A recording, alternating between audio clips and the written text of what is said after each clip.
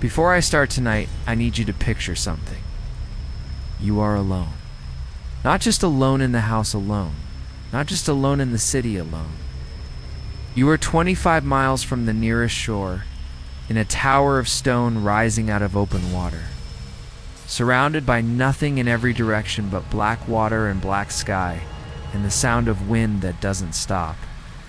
The only light for miles is the one you control. You have a radio. You have enough food. You've been alone like this before, and it has never bothered you. And then something out there signals back. 3 accounts tonight, from real people who accepted postings at Lighthouse as isolated, unreachable, beyond help inside the window of time, that help would matter, and encountered something the water brought with it.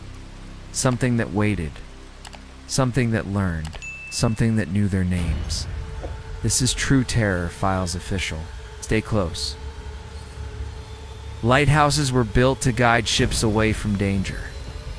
But the people who lived inside them, isolated for weeks at a time, dependent on radio for any contact with the world, surrounded by open water on every side.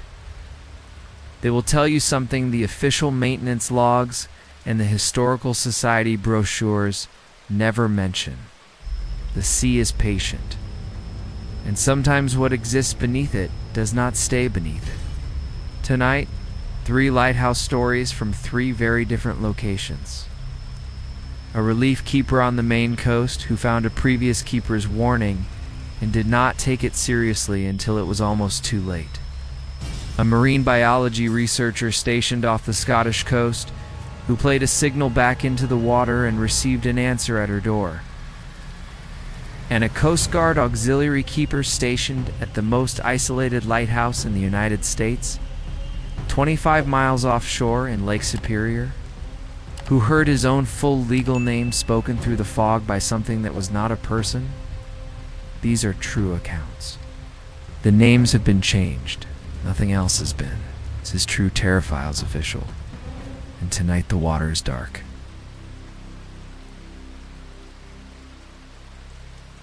Thomas was a relief lighthouse keeper, a freelance rotation worker who covered postings when permanent keepers took extended leave.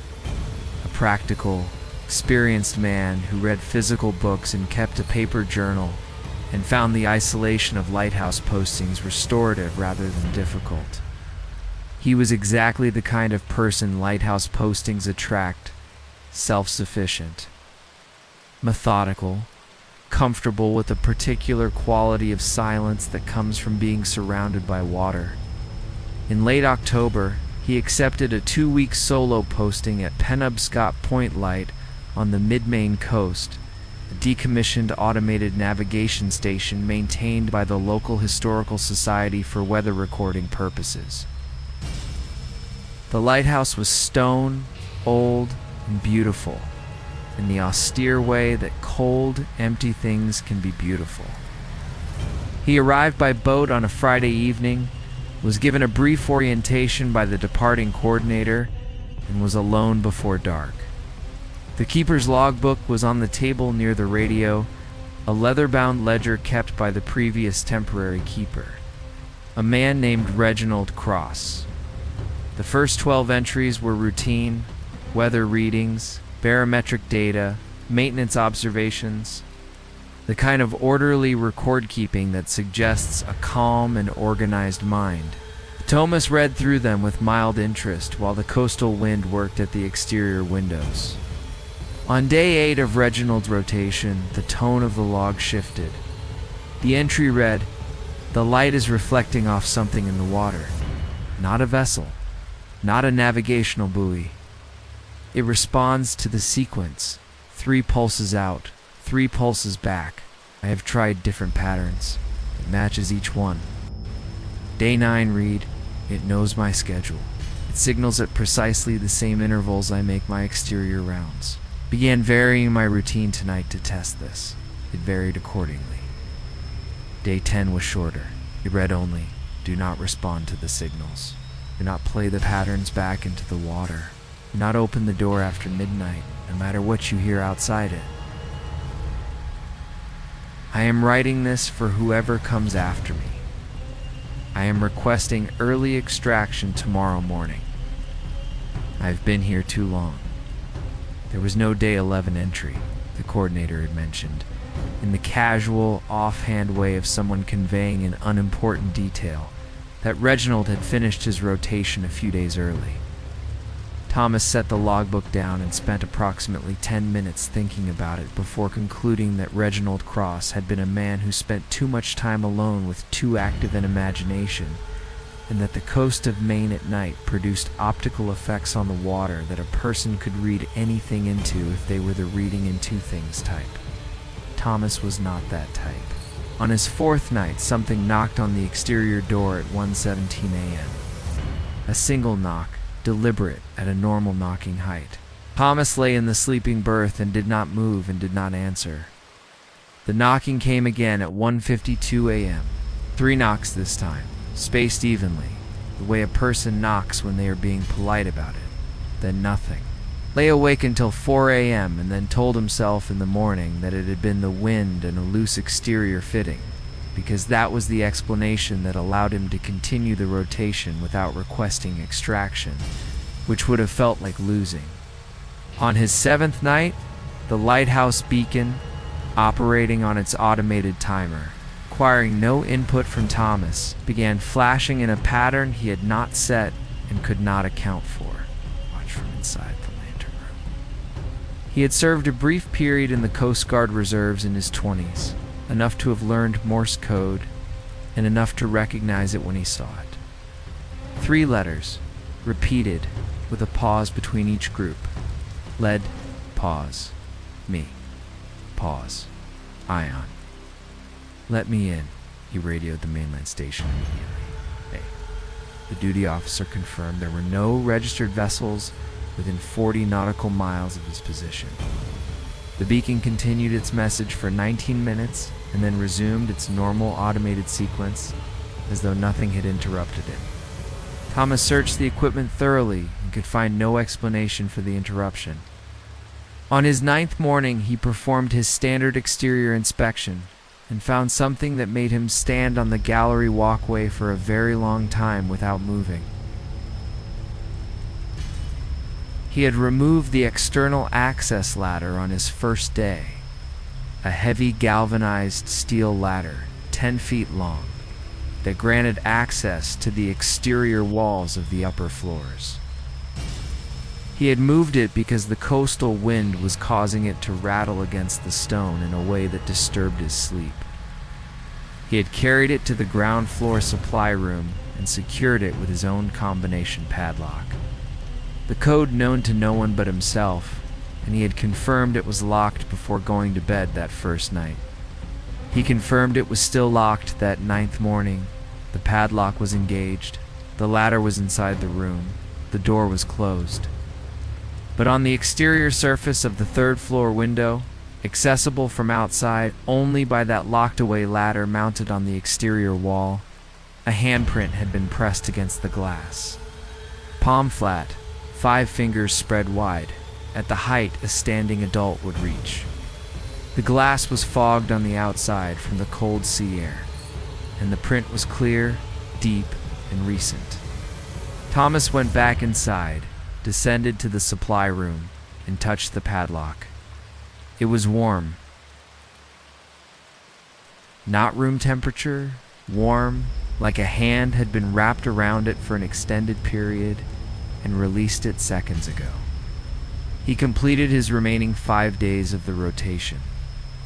He never opened any exterior door after sunset, filed a standard weather report upon extraction, and said nothing of what he had found or what was written in the logbook.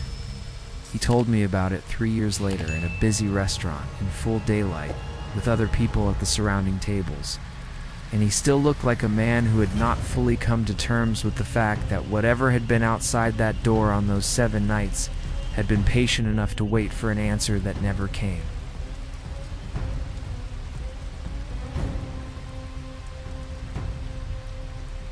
Claire was a postgraduate researcher in marine biology, methodical and skeptical in the specific way that scientific training produces, not dismissive of the unexplained.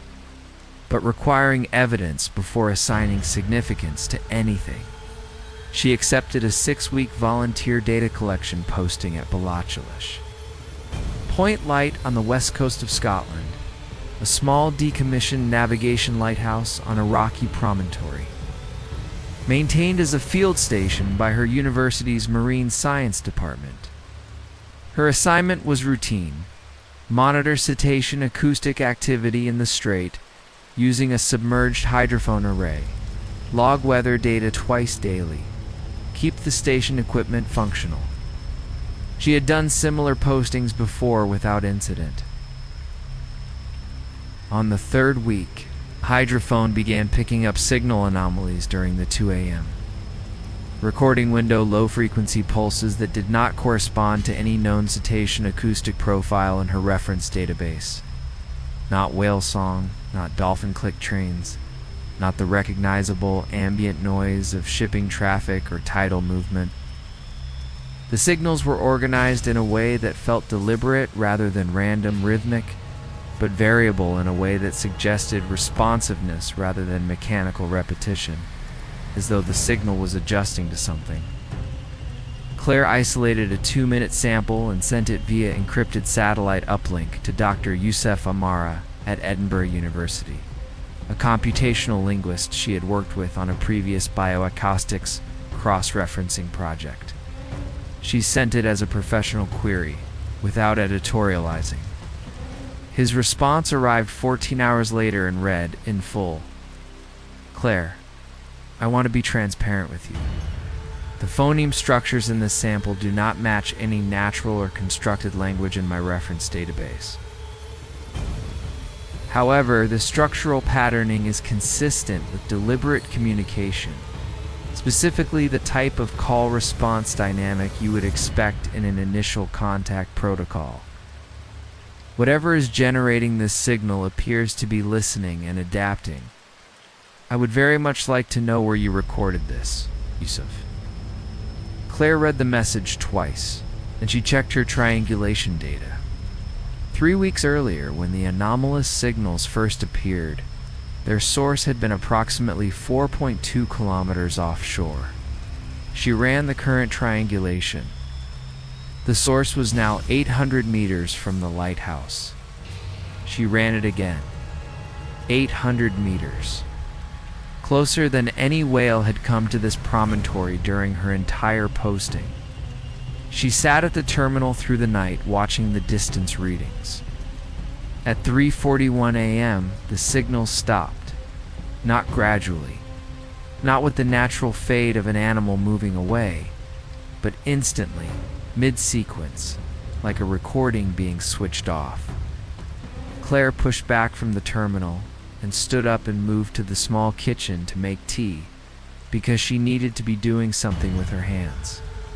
She stood at the window with her cup and looked down at the rocky shore below the lighthouse. And then the sounds began again, not from the hydrophone monitor behind her, from outside, from below the window.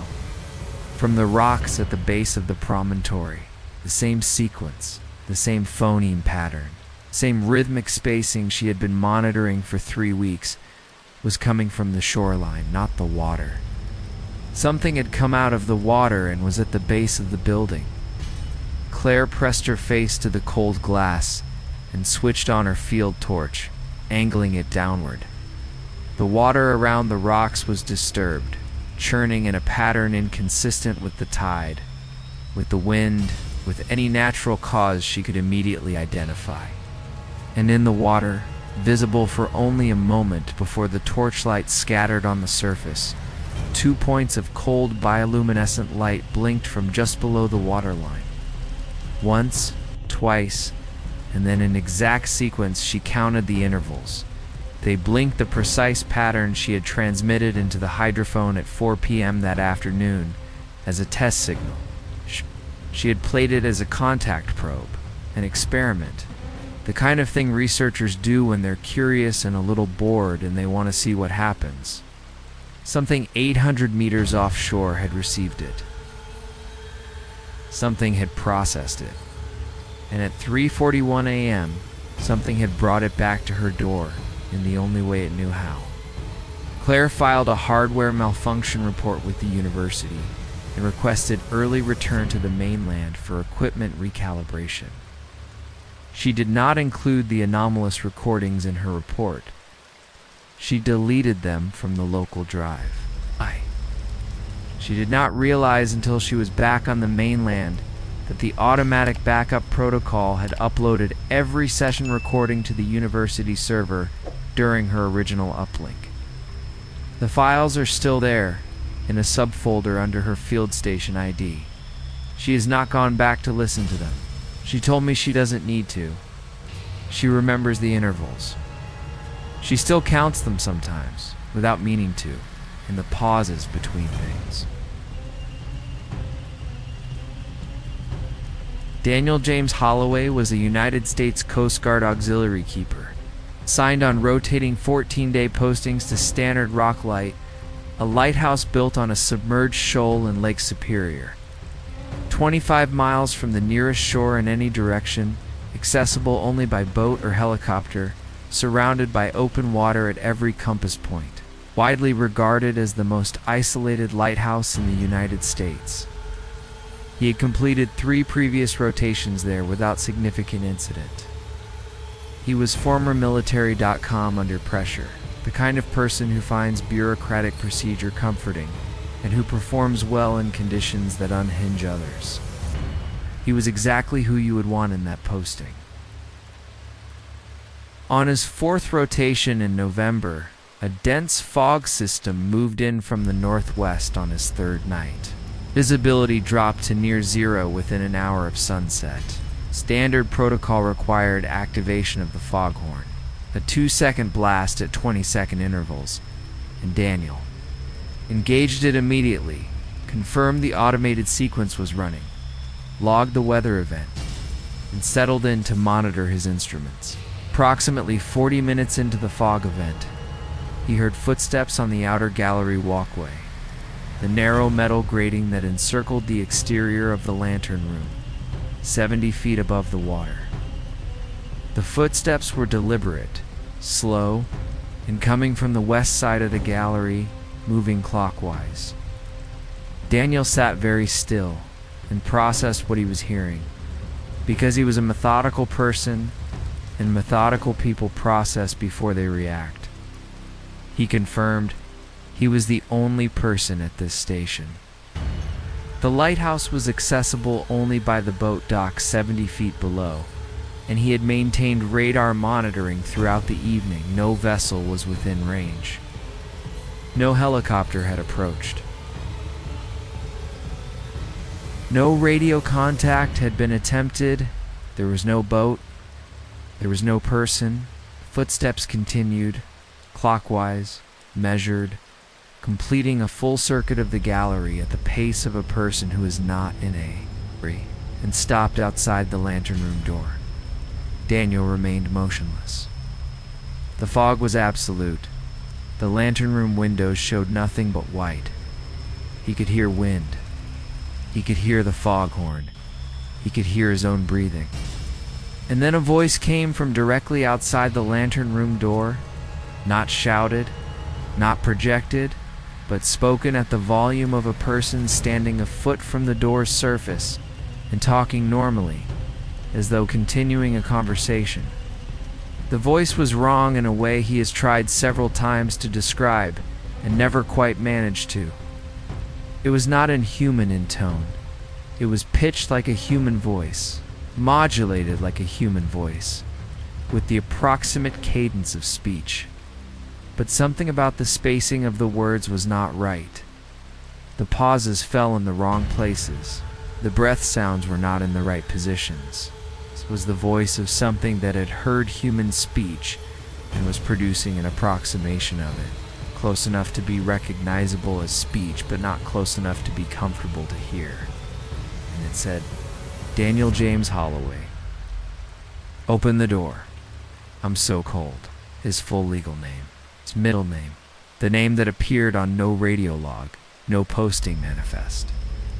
No communication that had ever been transmitted from or to this station. It existed on his personnel file in a building on the mainland, and on his birth certificate in a folder in his mother's house, and nowhere else that mattered out here. Daniel did not open the door. He backed against the far wall of the lantern room and sat on the floor with his back to the wall and his radio in his hand, and did not sleep. The voice did not speak again. At approximately 4 a.m., the sound of the fog began to change, a slight shift in the acoustic quality that experienced keepers recognize as the beginning of a lift. By 6:20 a.m., visibility had returned. Daniel waited until he could see the waterline in every direction before he opened the lantern room door and stepped onto the outer gallery. He looked at the exterior door handle. The handle was bent sharply, distinctly downward, deformed as though something had gripped it with force and pulled. The stainless marine-grade steel permanently altered. Daniel got out his grip strength testing kit, the kind he used for boredom on long rotations, and applied force to a comparable fitting. The kit maxed at 250 pounds before the safety release engaged, and the fitting did not deform. He photographed the handle. He photographed the gallery. He walked the full circumference of the gallery, and then stopped and stood still for a long time. On the gallery floor, from one interior wall to the other, spanning the full width of the outer walkway, 47 dead birds were arranged in a perfect circle. Every species, gull, cormorant, loon, sparrow, a species he could not identify. All of them lying on their sides with their heads pointing outward from the circle's center, radiating out like the hands of a clock, as though something had stood in that center and they had simply fallen from the sky and arranged themselves around it. He submitted an unusual incident report to Auxiliary Command when he returned to the mainland. The report was archived. No follow-up inquiry was conducted. His request for reassignment to a mainland station was approved without comment. He told me about it once in detail. And the only thing he returned to at the end, the only thing he said twice, was this: it wasn't the name that got me. I can almost explain the name, if I push myself. What I can't explain is the voice. Whatever was outside that door had practiced. It had spent time listening to what a person sounds like when they speak, and it had practiced sounding like one. Just hadn't gotten it exactly right yet. And that the fact that it was trying, the fact that it was learning, that's the part I can't put down. 3 lighthouses, 3 keepers. 3 things that came from the dark and knew more than anything out there should know. If you're listening to this near a window tonight, I want you to think about how thin glass is. How close the dark outside it always is. How patient something would have to be to wait and practice until it got the voice right. Subscribe to True Terror Files Official. We're here every week with new stories from the people who survived what they saw and chose to talk about it. Leave your own account in the comments below and check your doors. Good night.